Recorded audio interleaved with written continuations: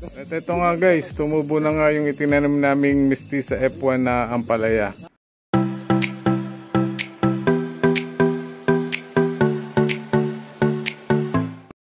Hello po, welcome back to my tutorial YouTube channel. So after a week nga guys, ito na po yung makikita nyo sa farm. Medyo malinis na ito at yung balag para sa ampalaya ay maayos na din. Pero marami pang kailangan gawin. Kailangan pa ayusin yung balag, lagyan ng mga tukod at poste para tumibay ito.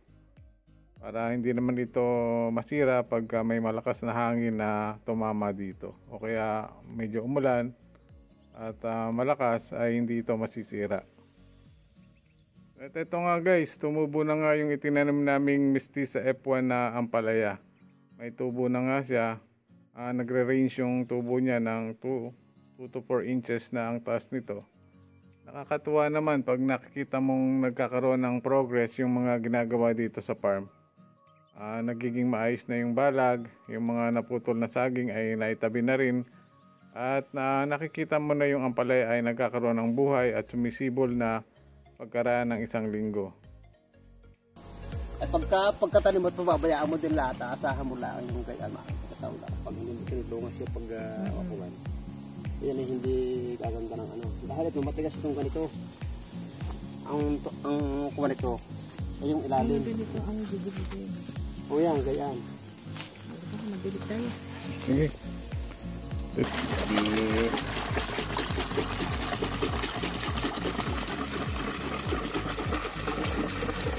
Kailan ko na nga ito. Ano, iyahan mo naman ng binasa. Kailan kayo maglalagay ng tali para umangat ba yun? Ilalagay na ito dahil ito madali na ito kuya. Yung taling puti ba yun? Iwan ito. Dito na ito. Tatali yung tali tapos lalagyan ng ano yun, yung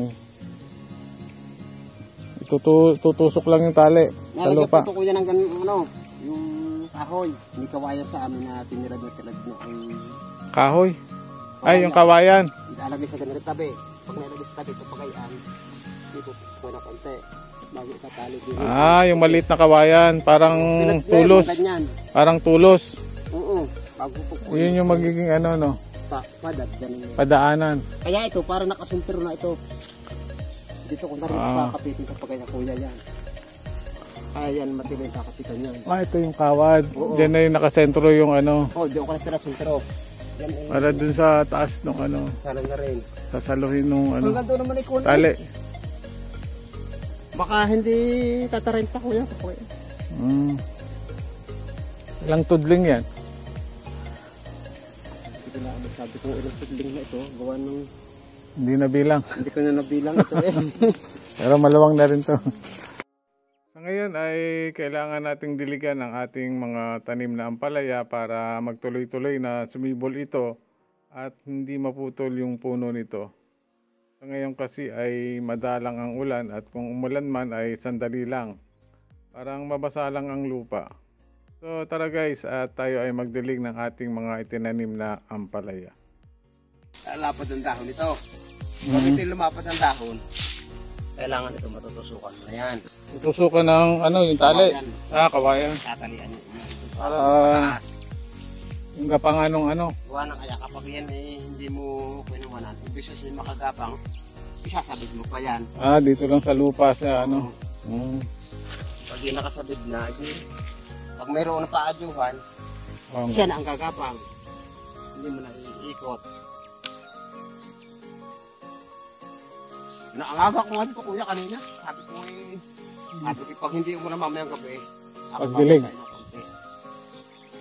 Hindi umulan dito ay nung saka kagabi umulan sa amin. Umulan sa Kalamba. Pag hindi mo napasana konti. Ari pag kuya, tinatapos yan. Kaya na rin yan. Kita mo yan is papatayan. Mamamatay na ba yan? Oo, pag yan hindi na dilig. Hindi na dilig, mamamatay yan. Mamamatay sa lubusan yan. Yan. Dapat ito madiligan para lumaki. Oo, para siya makarecover. Kung hindi mo siya tinulungan, ay di ka pa paano. Mamatay na yan. Mamamatay siya. Pagka hindi na dilig. Saka meron napalpok niya kuya na ang tigas ng ibabaw ng lupa. Parang nababali yung sanga. Nababali siya. Hindi siya nakabangon. panama na sa araw. Dapat talaga tinitingnan din, ano? Oo, kaya sa akin, update ko rin yan eh. Hindi ko maano pabayaan. Dapat talaga alagaan mo rin eh. Oo. Dapat maalam din yung nag-aampalaya. Kasi pagka hindi eh. Pagka basta mo na pababaya at nakataon. At ininit. Malulugi ka. Maluluo yung similya. Hindi, mabubuhay. Paano sa makakalaki? Yan, ganito pagkakapit niya.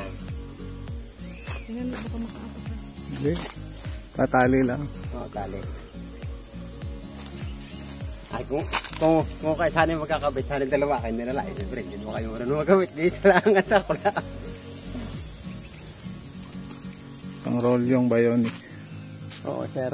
Bago mo ito maubos, aabutin ka na dyan. Halimbawa mga alas 3. Aabutin ka dyan. Tapos tatali uli dyan. Tapos na Oo. Babatakin. Oo. Dire-diretso lang. Oo. iba yung pagkain. Hindi ba napuputol yan? Puputol ba eh. Pagka sobrang ng higit mo, hindi mapuputol yan.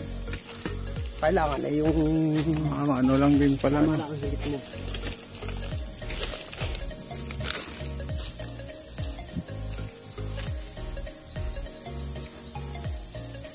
Tutuwid din. Binubuhol. Oo, buhol yan. Dahil yung pagkapatong, pag humangit, umis-is putol yan. Pagkaya, para na nakapit. Dalawang buhol. Oo, dalawa.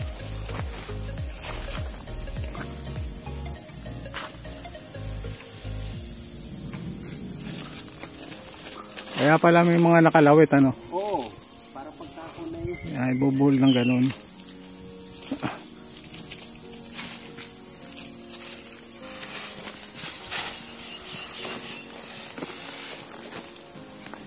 Parang binubuhol lang uli yan. Then,